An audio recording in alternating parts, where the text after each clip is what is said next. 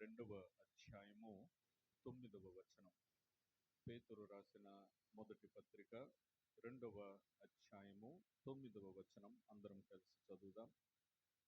పేతురు రాసిన మొదటి పత్రిక రెండవ అధ్యాయము 9వ వచనం. అయితే మీరు చీకటిలో నుండి ఆశ్చర్యకరమైన తన వెలుగులోనికి మిమ్మను పిలిచిన వాని గుణాతిశయములను ప్రచురము చేయు నిమిత్తము ఏర్పరచబడిన వంశమును, రాజులైన యాజక సమూహమును, పరిశుద్ధ జనమును, దేవుని సొత్తైన ప్రజలునై ఉన్నారు. ఈరోజు నేను చాలా మందికి తెలియకపోవచ్చు, మీలో చాలా మంది నాకు తెలియదు. నా పేరు పాస్టర్ ఈ మాధవాచారి, ఈశ్వరోజు మాధవాచారి. హైదరాబాదులో బెరాకా ప్రార్థనా మందిరం ద్వారా పరిచర్య చేస్తూ వస్తున్నాను. మా ఆత్మీయ తండ్రి గారు రెవరెండ్ పి యేసుపాదం గారు, రెవరెండ్ పి ప్రభావతి యేసుపాదం అమ్మ గారు, మా ఆత్మీయ తల్లి గారు, వారి శిష్యరికంలో వారి ప్రార్థన బలంతో నేను రక్షించబడి వారి దగ్గర శిష్యరికం చేసి గత 16 సంవత్సరాలుగా పరిచర్యలో హైదరాబాద్లో చేస్తూ వస్తున్నాను. నేను అయ్యగారి దగ్గర ఉన్నప్పుడు థామస్ అయ్య గారు మా దగ్గరికి సువార్త సభల్లో సంఘంలో వాక్య పరిచర్య కొరకు వస్తున్నప్పుడు నన్ను చూసి నాకే కోయిలగూడెంలో లూయిస్ అనే అమ్మాయితో నాకు వారు వివాహం సిద్ధపరిచారు. ఈ రకంగా వారికి నాకు దేవుడు ముందు సంబంధం అలాగున దేవుని ద్వారా, తర్వాత ఇలాగున పెళ్లి ద్వారా సంబంధం ఏర్పరచబడింది. అందుని బట్టి నేను దేవుణ్ణి స్తుతిస్తూ ఉన్నాను. మంచిది. ఇప్పుడు నేను సాక్ష్యం చెప్పడానికి కాదు, కానీ నాకు ఇచ్చిన సమయంలో దేవుని వాక్యమును ధ్యానం చేసుకుందాం. ఈ చదవబడినటువంటి లేఖన భాగము పేతురు రాసిన మొదటి పత్రిక 2వ అధ్యాయము 9వ వచనములో రాజులైన యాజక సమూహం, రాజు యాజకుడు, ఈ ఇద్దరిని కూడా మనం క్రొత్త నిబంధనలో మనం చూస్తూ ఉన్నాం. పాత నిబంధనలో యాజకుని డ్యూటీ వేరు, రాజు యొక్క డ్యూటీ వేరు. క్రొత్త నిబంధనకు వచ్చేటప్పటికి దేవుడు రాజులనుగా యాజకులనుగా దేవుడు మనల్ని చేసి వాడుకుంటున్నాడు. అయితే యాజకుడి గురించినటువంటి విషయాన్ని మనము ద్వితీయోపదేశ కాండము 21వ అధ్యాయము 5వ వచనంలో చూస్తే, ద్వితీయోపదేశ కాండము 21వ అధ్యాయం 5వ వచనం, అప్పుడు యాజకులైన లేవీయులు దగ్గరకు రావలను, యెహోవాను సేవించి యెహోవా నామమున దీవించుటకు ఆయన వారిని ఏర్పరచుకొనెను గనుక వారి నోటి మాట చేత ప్రతి వివాదమును, దెబ్బ విషయమైన ప్రతి వ్యాజ్యమును విమర్శింపబడవలెను. ఇక్కడ మనం చూస్తే యాజకుల పని సేవించుట, యెహోవాను సేవించుట, యెహోవా నామమున దీవించుట. ఇది చాలా ప్రాముఖ్యమైన విషయం. యెహోవాను సేవించుట, యెహోవా నామమున దీవించుట. మూడవది, వారి నోటి మాట చేత ప్రతి వివాదమును, దెబ్బ విషయమైన ప్రతి వ్యాజ్యమును విమర్శింపబడవలెను. ఇక్కడ చూడండి, సేవించుట, తర్వాత నోటి మాట, దీవించుట, నోటి మాట. ఇక్కడ ఇది చాలా ప్రాముఖ్యమైన విషయం.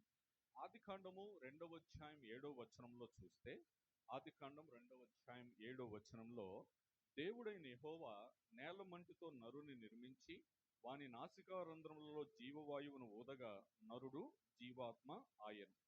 హీబ్రూ లేఖనాల్లో మనము ఈ జీవవాయువు అన్న మాటను మనం చూసుకున్నట్లయితే అక్కడ స్పీకింగ్ స్పిరిట్, దేవుడు నరుణ్ణి చేసి నరుడిలో ఏమి ఊదాడు అనంటే స్పీకింగ్ స్పిరిట్, మాట్లాడే ఆత్మను దేవుడు నరునిలో ఊదాడు, లేకపోతే నరునిలో ఉంచాడు.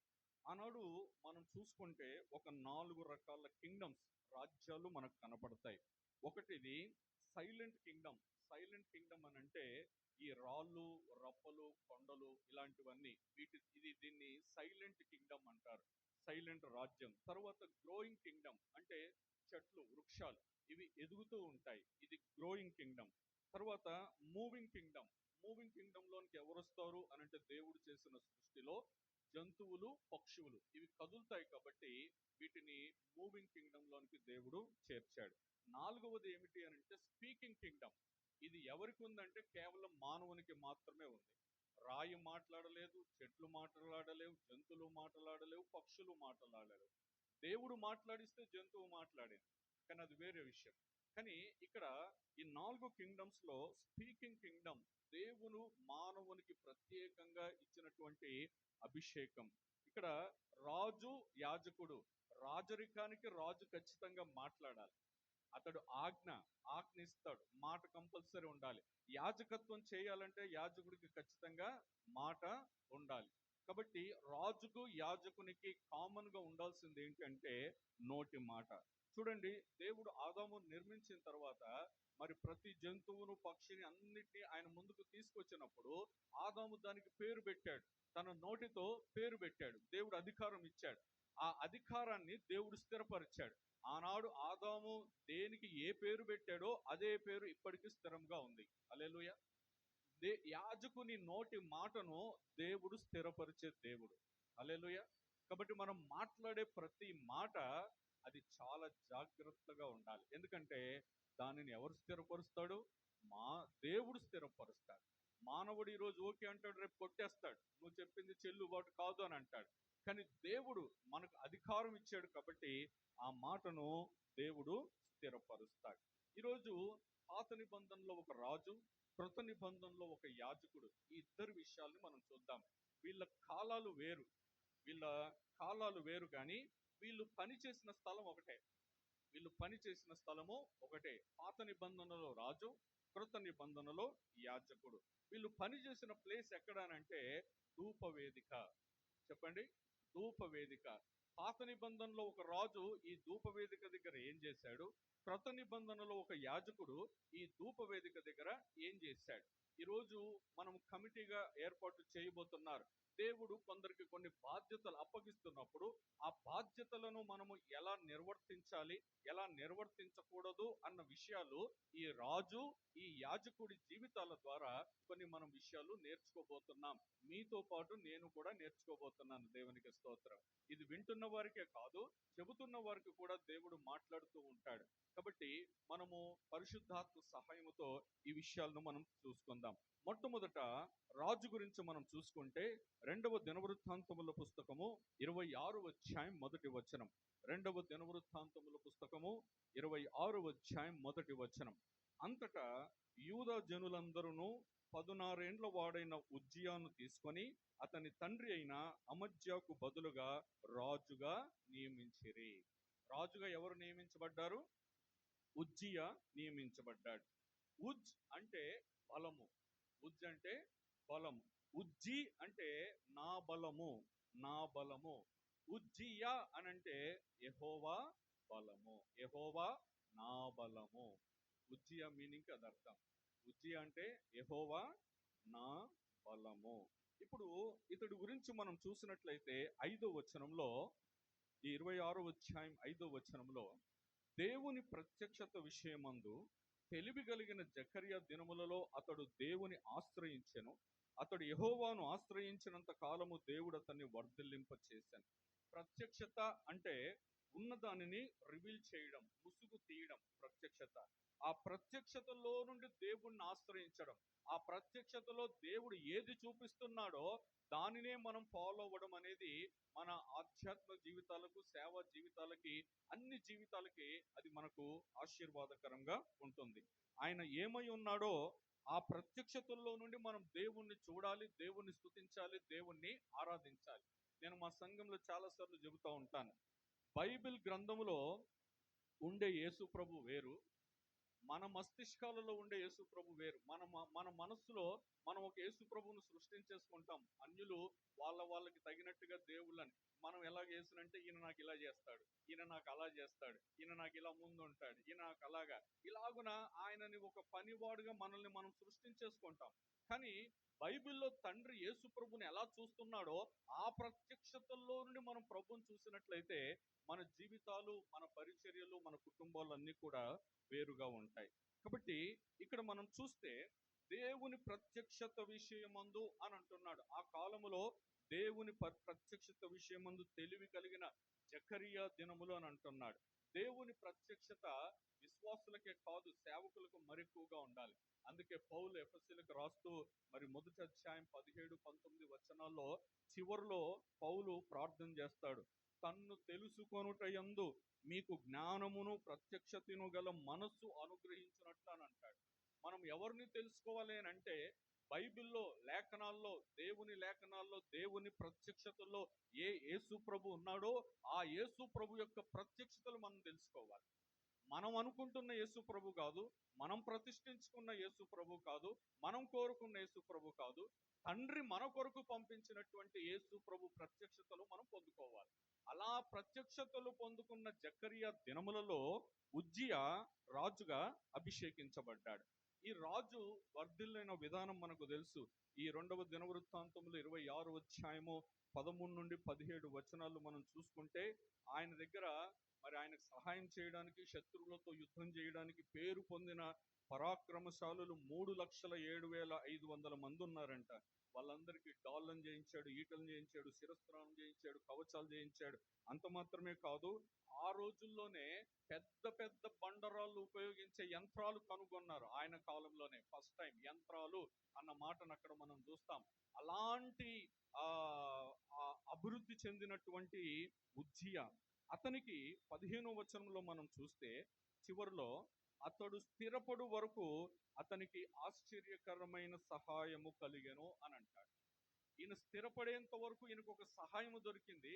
అది మామూలు సహాయము కాదు, ఆశ్చర్యకరమైన సహాయం. అక్కడ హీబ్రూలో ఎలా రాస్తుంటదంటే టెల్లే అని చెప్పి రాస్తుంటది. అంటే యేసు ప్రభు, మనం యెషయాలో చూస్తాం ఆశ్చర్యకరుడు అని చూస్తాం. ఆ ఆశ్చర్యకరుడైన యేసు ప్రభు యొక్క సహాయము ఉజ్జియాకి దొరికింది. అలాగున ఆయనకి సహాయము దొరికింది. స్థిరపడుతూ ఉన్నాడు. కానీ జరిగిన విషయం ఏంటంటే 16వ వచనానికి వచ్చేటప్పటికి 2వ దినవృత్తాంతములు 26వ అధ్యాయం 16వ వచనం. అయితే చదవండి అమ్మా. అతడు స్థిరపడిన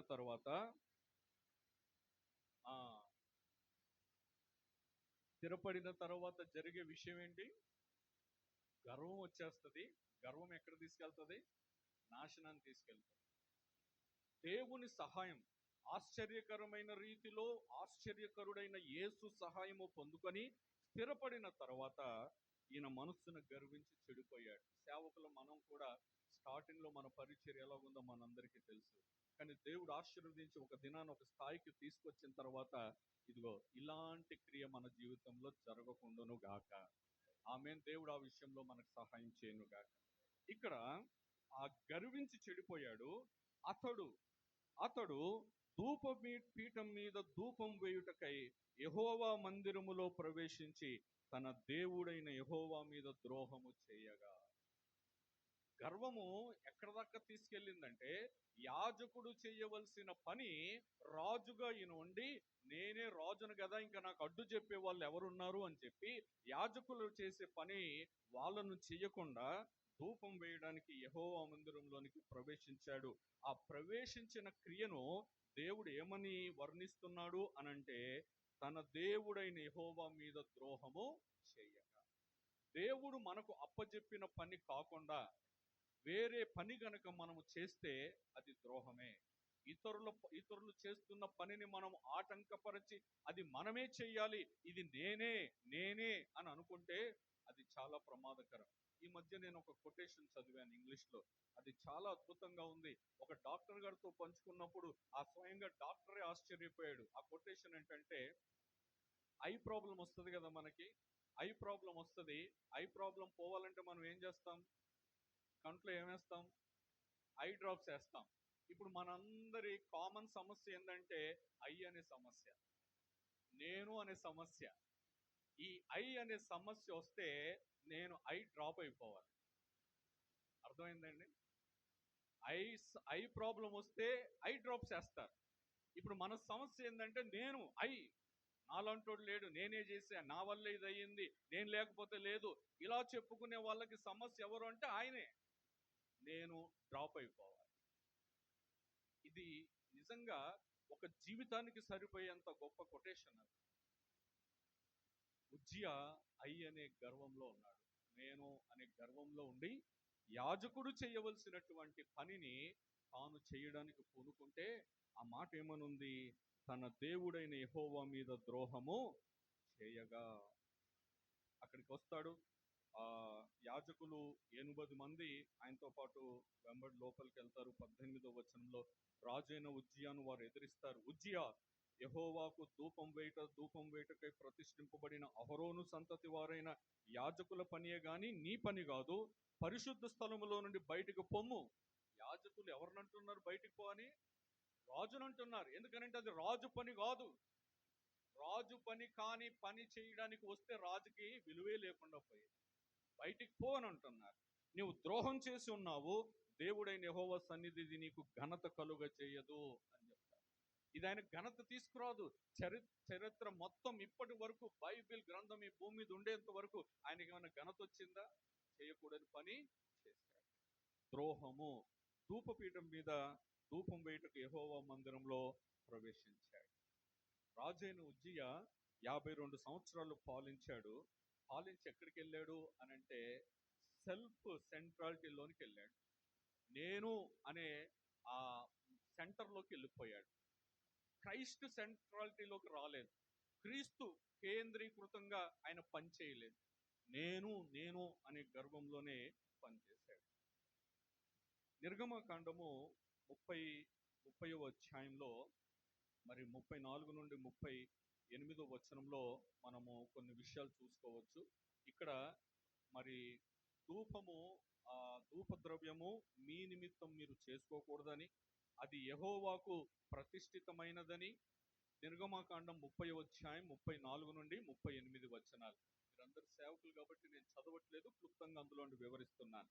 ఆ ధూప ద్రవ్యము ఎవరి నిమిత్తం వాళ్ళు చేసుకోకూడదు. అది యెహోవాకు ప్రతిష్ఠితమైనదిగా ఎంచాలి. దాని వాసన చూచుటకు కానీ దాని వంటిది చేయువాడు తన ప్రజల్లో నుండి కొట్టివేయబడు. No duplicate for Christ. యేసుకు మారొకరు ఇంకొకరు లేరు. No alternative for Christ. యేసుకు బదులుగా ఇంకొకరు లేరు. యేసు యేసే. హల్లెలూయా. కాబట్టి ఈ ధూపము ప్లస్ బూర రోజుకు 2 సార్లు ఉపయోగించేవారు. ఉదయం 9 గంటలకి, మధ్యాహ్నం 3 గంటలకి ఆ బూర సౌండ్ వచ్చిందంటే ఇప్పుడు యాజకుడు ధూపం వేస్తున్నాడని ఇశ్రాయేలు ప్రజలందరికీ కూడా తెలిసేది.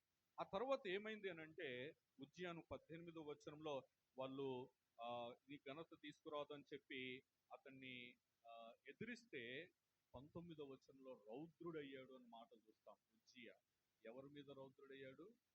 యాజకుల మీద రౌద్రుడయ్యాడు. యాజకుడు రాజును అభిషేకించి పట్టాభిషిక్తుని చేస్తాడు. పట్టాభిషేకము పొందుకున్న రాజు పట్టాభిషేకం లేకుంటే అభిషేకము చేసిన యాజకుల మీద రౌద్రుడయ్యాడు. ఎక్కడ అనంటే ధూపపీఠము దగ్గర రౌద్రుడయ్యాడు. ఇది చాలా భయంకరమైన విషయం. గర్వము ఇంతకుముందు ఏం చేస్తుంది అనంటే సెల్ఫ్ సెంట్రాలిటీలోకి తీసుకొస్తుంది. ఇప్పుడు గర్వము మనల్ని ఏమని చేస్తుంది అనంటే సుపీరియారిటీలోకి తీసుకెళ్తుంది. ఇక నేనే టాప్ పొజిషన్, ఇక నా తర్వాతే అందరూ, నా పైన ఎవరు లేరు. అసలు రాజు పైన ఎవరు? యాజకుడు. యాజకుడు పైన దేవుడు. నేను ఆఫ్రికాకు వెళ్ళాను, ఉగాండా దేశంలో. వాళ్ళు మరి సేవకుడికి వాటర్ బాటిల్ ఇవ్వాలంటే వాళ్ళు మోకరించిస్తారు. ఎవరైనా సరే, ఏ సేవకుడైనా సరే మోకరించిస్తారు. మనతో మాట్లాడాలంటే చెయ్యి అడ్డు పెట్టుకొని మోకరించి మాట్లాడతారు. ఏందయ్యా ఇలా చేస్తున్నావు? మామూలుగా ఇవ్వాలంటే నో. దేవుడి తర్వాత మాకు ఈ భూమి మీద నువ్వే. ఆ కోణంలో చూస్తారు వాళ్ళు. రాజు యాజకుని చేత అభిషేకం పొందాల్సిన వాడు ఇప్పుడు యాజకుల మీద కోపగించుకుంటున్నాడు. సెల్ఫ్ సెంట్రాలిటీలో ఉన్నాడు. ఇప్పుడు సుపీరియారిటీలోకి వెళ్తున్నాడు. గర్వం మనల్ని సుపీరియారిటీలోకి తీసుకెళ్తుంది, లేమి మనల్ని ఇన్ఫీరియారిటీలోకి తీసుకెళ్తుంది. ఏమి లేదు నేనెంత, నా బ్రతికెంత అన్నట్టుగా ఉంటుంది. ఇక్కడ మరి ఏం జరిగింది అనంటే ఆ మందిరంలో 19వ వచనంలో ధూపపీఠం పక్కన అతడు ఉండగా యాజకులు చూచుతూనే ఉన్నప్పుడు అతని నొసట కుష్ఠరోగము పుట్టింది. యాజకుడు చేయవలసిన పని రాజు చేశాడు. దానివల్ల వచ్చిన ఇతనికి ఏంటి అని అంటే కుష్ఠరోగం, నొసట కుష్ఠు వచ్చింది. కుష్ఠరోగం గురించి మనం చూసుకుంటే సంఖ్యాకాండంలో పాలెం నుండి వెలివేయాలి. ఇప్పుడు ఈ రాజు ఉజ్జియాను ఎక్కడి నుండి వెలివేయాలి? ఈయన ఎక్కడికి వచ్చింది కుష్ఠరోగము? ధూప వేదిక దగ్గరే వచ్చింది. ఇక్కడ అతడు చూస్తే మరి 20వ వచనం, 2వ దినవృత్తాంతం 26వ అధ్యాయం 20వ వచనంలో చివరిలో అతడు అతనిని బయటకు వెళ్ళగొట్టిరి. రాజు ఏం చేయబడ్డాడంట? తరమబడ్డాడు. తరమబడ్డాడు. యెహోవా తన్ను మొత్తని నెరిగి బయటకు వెళ్ళుటకు తానును త్వరపడాడు. యాజకుల చేత త్వరబడ్డబడ్డాడు, ఈయనే త్వరబడుతున్నాడు. రెండు జరుగుతున్నాయి. అసలు రాజు పొజిషన్ ఏంటి? కానీ అతను ఎలాంటి స్థితిలోకి వెళ్ళిపోయాడు అని అంటే, అతడు చేయకూడని పని చేసినందుకు ఆ స్థితిలోనికి వెళ్ళవలసి వచ్చింది. అంత మాత్రమే కాదు, 21వ వచనంలో రాసుంటది, రాజైన ఉజ్జియా తన మరణ దినము వరకు కుష్ఠిరోగై ఉండెను. ఎంత భయంకరమైన విషయం! 52 సంవత్సరాల పరిపాలనలో చచ్చేంత వరకు కూడా కుష్ఠరోగంతోనే ఉన్నాడు. జబ్బు నయం కాలే. కారణం ఏంటంటే సెల్ఫ్ సెంట్రాలిటీలో ఉన్నాడు. తాను చేయకూడని పని, యాజకులు మాత్రమే చేయాల్సిన పని, ఈరోజు వాళ్ళ పనిలో వీళ్ళు, వీళ్ళ పనిలో వాళ్ళు మొత్తం తలదూరుస్తూ ఉంటారు. అన్నిట్లో నేనే అని చెప్పి, అన్నిట్లో నేనే ఉండాలి, అన్నిట్లో నేనే కనబడాలి, అందరి దగ్గర నా మాట వినబడాలి అన్న సెల్ఫ్ సెంట్రాలిటీలో ఉంటారు, సుపీరియారిటీలో ఉంటారు. దేవుడు అది కోరట్లేదు. నిన్ను ఏ స్థానంలో ఉంచాడో నువ్వు అదే స్థానంలో దేవునికి మహిమ తీసుకొని రావాలి. నేను పూరి గుడిసెలో ఉండాలని దేవుని చిత్తమైతే నేను విల్లా గురించి ఆలోచించొద్దు. నేను ఇక్కడే ఉండి దేవుని మహిమపరచాలి. ఆ శరీరం అంతా కూడా పుండ్లతో ఉన్నటువంటి వాడు బయటే ఉండి దేవుని మహిమపరిచాడు. వాడేమో లోపల తింటా ఉన్నాడు, బాగా తింటా ఉన్నాడు. ఎవరి గురించి చెప్తున్నాను అర్థమైంది కదా. మనం దేవుడు ఎక్కడ ఉంచాడో, యోబును పుండ్లతో ఉండమంటే అలాగనే ఉండి యెహోవా ఇచ్చని యెహోవా తీసుకోనని దేవుని గణపరిచాడు. హల్లెలూయా. మనల్ని దేవుడు ఏ స్థానంలో ఉంచాడో ఆ స్థానంలో మనం దేవుణ్ణి మహిమపరచాలి. రాజు అయిపోయాడు. ఇప్పుడు యాజకుడి గురించి మనం చూద్దాం. ఒక 5 నిమిషాలు అటు ఇటు అయితే మన్నించండి అయ్యా. లూకా సువార్త పాత నిబంధనలో రాజు గురించి చూసుకున్నాం. ఇప్పుడు క్రొత్త నిబంధనలో యాజకుడి గురించి మనం చూసుకుందాం. లూకా సువార్త 1వ అధ్యాయం 8వ వచనం చదవండి. జకర్యా తన తరగతి క్రమము చొప్పున దేవుని ఎదుట యాజక ధర్మము జరిగించుచుండగా, దేవుని దగ్గర ఏం చేస్తున్నాడంట? యాజక ధర్మం. రాజు ఏ ధర్మం జరిగించాలి? రాజధర్మం జరిగించాలి. కానీ ఏం ధర్మం జరిగించడానికి వెళ్ళాడు? యాజక ధర్మం జరిగించడానికి వెళ్ళాడు. ఇప్పుడు జకర్యా ఏ ధర్మం జరిగించాలి? యాజక ధర్మం జరిగించాలి. జకర్ అంటే జ్ఞాపకం, రిమంబరెన్స్, జ్ఞాపకం. జకర్ అంటే, జకర్యా అంటే యెహోవా జ్ఞాపకం, యెహోవా జ్ఞాపకం, యెహోవా జ్ఞాపకం. మనము క్రొత్త నిబంధనకు ముందు 400 సంవత్సరాలు అనేది దేవుడు మాట్లాడలేడు. సైలెంట్ కింగ్డమ్ అది. అంటే చీకటి కాలం అంటారు, సైలెంట్ కింగ్డమ్ అంటారు. దేవుడు అస్సలు ఎవరితో మాట్లాడలేరు. దేవుడు మౌనముగా ఉన్న కాలము అని అంటారు. మనము పాత నిబంధనలో లాస్ట్ పుస్తకం ఏంటి? పాత నిబంధనలో మలాకి పుస్తకము చివరి మాట 4వ అధ్యాయము 6వ వచనం. మలాకి పుస్తకములో చివరి మాట దేంతో ముగించబడుతుందో సువార్తల్లో అదే మాటతో ప్రారంభించబడుతుంది. మలాకి పుస్తకం 4వ అధ్యాయం 6వ వచనం చూద్దామా? నేను వచ్చి దేశమును శపించకుండునట్లు అతడు తండ్రుల హృదయములను పిల్లల తట్టును, పిల్లల హృదయములను తండ్రుల తట్టును త్రిప్పును. ఇప్పుడు లూకా సువార్తల్లో ఒకటి, ఈ మొదటి అధ్యాయం, లూకా సువార్త 1వ అధ్యాయంలో 17వ వచనంలో, మరియు అతడు తండ్రుల హృదయములను పిల్లల తట్టుకును, ఇదే మాట రాస్తుందా? మలాకి ఏది ముగించబడిందో సువార్తలో దాంతోనే దేవుడు ప్రారంభిస్తా ఉన్నాడు. ఇలాంటి సమయంలో జకర్యాకి మరి దేవుని ప్రత్యక్షత, దేవుని దగ్గర నుండి మరి దూత వచ్చి మరి చెబుతాడు. మనకేం చెబుతాడో తెలుసు.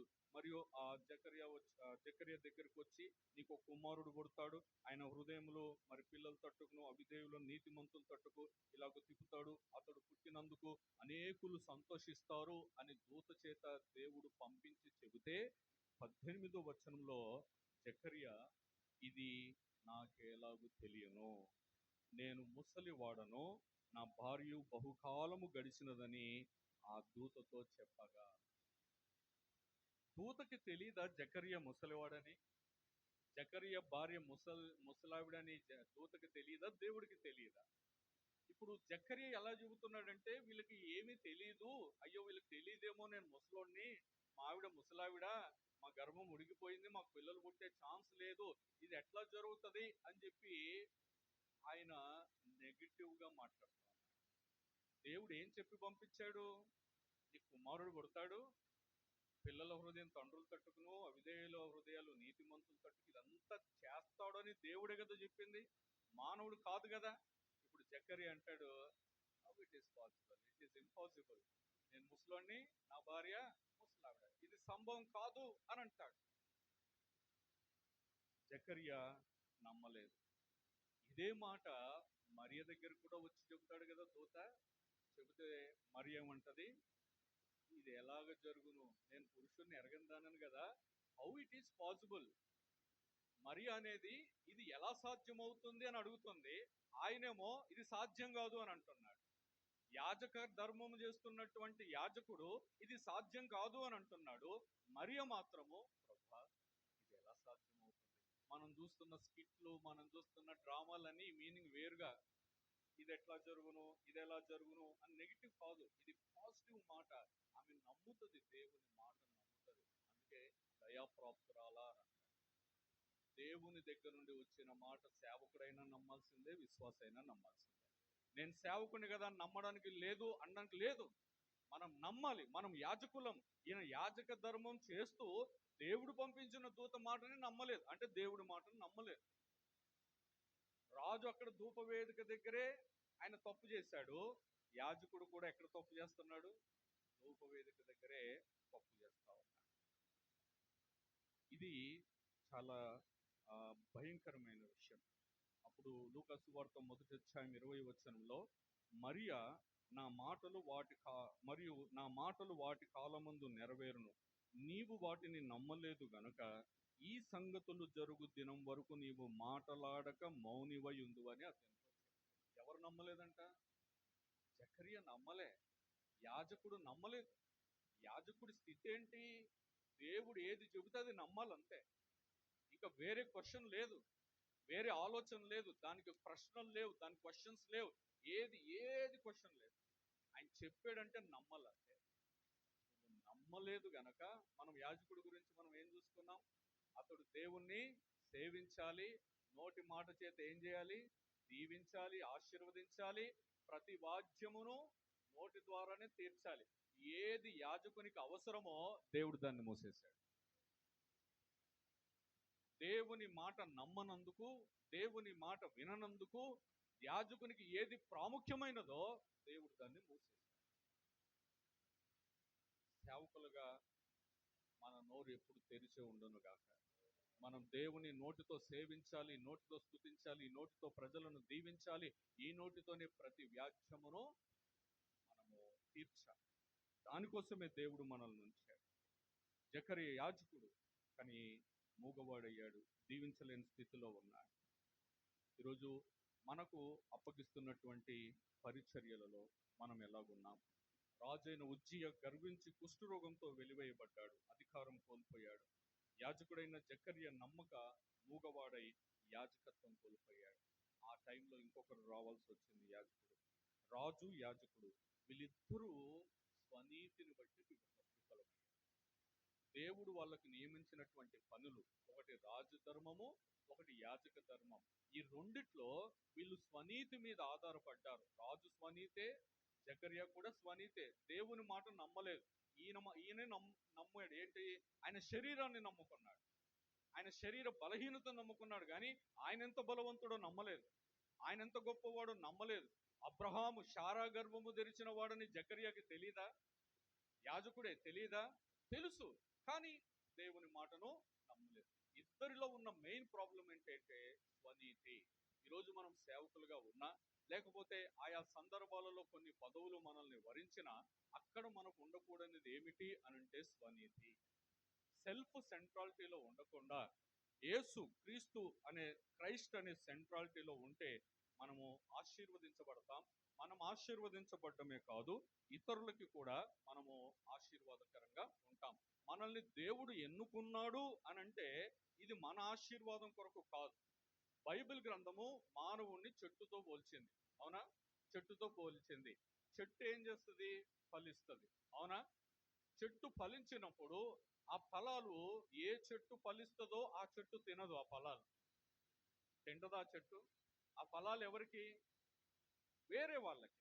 ఈరోజు దేవుడు మనల్ని చెట్టుగా ఫలించమన్నాడు. మన ఫలాలు ఇతరుల కోసమే కానీ, మనం పదవిలో ఉండి, లేకపోతే దేవుడు దేంట్లో నియమించినా మనము ఫలాలు తినడానికి కాదు, మనం ఫలాలు అనుభవించడానికి కాదు, మనం ఫలించాలి. ఆ ఫలాలు ఇతరులకు ఆశీర్వాదకరంగా ఉండడానికే దేవుడు మనను ఏ ధర్మంలోనైనా నిలుపుతున్నాడు. ఆయన పరలోకము నుండి అభిషేకం ఇచ్చి మనల్ని వాడుకుంటున్నాడు. సో ఆయన కొరకు వాడబడాలి, మన కొరకు మనము వాడబడకూడదు. కాబట్టి మరియా ఎలాంటి స్థితిలో ప్రభు మాటను నమ్మిందంటే, ఈమెకు పెళ్లి కాకుండానే, సంసారం చేయకుండానే గర్భం వచ్చి పిల్లలు పుడితే రాళ్లతో కొట్టి చంపే సందర్భం అది. ఆమె చావడానికైనా సిద్ధపడిందని ఒక అర్థం. ఆమెకి సంతానం పుడితే రాళ్ళతో కొట్టి చంపేస్తారు, అయినా పర్వాలేదు, నేను దేవుని మాటే నమ్ముతాను. లోకమంతా ఒకవైపు, మరియా ఒకవైపు. జకరియా యాజక ధర్మములో ఉండి దేవునికి సేవ చేస్తూ దేవుని మాట నమ్మలేదు. ఈ పరిస్థితి సేవకులకు రాకూడదు. అలాగనే రాజధర్మములో లేకపోతే అధికారములో ఏ పదవుల్లోనైనా దేవుడు మనల్ని ఉంచితే, ఆ పదవుల్లో ఆ పదవికి ఘనత తీసుకురావాలంటారు కదా, మనం ప్రభువుకి ఘనత తీసుకొని రావాలి. అప్పుడు సెల్ఫ్ సెంట్రాలిటీ రాకూడదు. దేవుని మీద ఆధారపడుతూ, దేవుని జ్ఞానం తీసుకుంటూ, దేవుని పని కొరకు, అందరి ఆశీర్వాదం కొరకు మనం ముందుకు వెళ్తూ ఉండాలి. కాబట్టి మరి ఇప్పుడు రాజు, యాజకుడు. మన ప్రభు ఎవరు? రాజులకు రాజు. మన ప్రభు ఎవరు? మనకు ప్రధాన యాజకుడు. ఈ రెండు పోస్టుల్లో ఆయన ఉండి మనకు మాదిరిగా ఉన్నాడు. హల్లెలూయా. అక్కడ యాజకుడు కొత్త నిబంధనలో, పాత నిబంధనలో రాజు. వీళ్ళ పోస్టులు వేరే, వీళ్ళ కాలాలు వేరే, కానీ సేమ్ పోస్టులు నిర్వర్తించిన వ్యక్తి ఎవరు అని అంటే మన ప్రభు. ప్రభువులకు ప్రభువు, రాజులకు రాజు. హెబ్రీ పత్రిక 4:15 ఈ మాట చెప్పి ముగిస్తాను. హెబ్రీ పత్రిక 4:15 మన ప్రధాన యాజకుడు మన బలహీనతలు యందు మనతో సహానుభావం లేనివాడు కాడు గాని, సమస్త విషయంలో మనవలే శోధింపబడినను ఆయన పాపం లేనివాడుగా ఉండేను. రాజులైన యాజక సమూహంగా ఉన్న మనము మన యాజకత్వాన్ని, మన అధికారాన్ని పోగొట్టుకొనకుండా, ఆయన పవిత్రుడుగా, నిష్కల్మషుడుగా, పాపము లేనివాడుగా ఎలాగున్నాడో, మనకు అప్పగించినటువంటి ఈ యాజకత్వంలో, మనకు అప్పగించినటువంటి ఈ రాజధర్మంలో మనం కూడా పాపం లేకుండా దేవుని మాట వింటూ, దేవుని వైపు చూస్తూ, దేవుని మీద ఆధారపడి అనేకులకు ఆశీర్వాదకరంగా ఉండుముగాక. ఈ కృప దేవుడు మనకు దయచేయును గాక. ఆమె ప్రార్థన చేసుకుందాం. అందరం ఒకసారి లేచి నిలబడదాం. అందరం లేచి నిలబడదాం.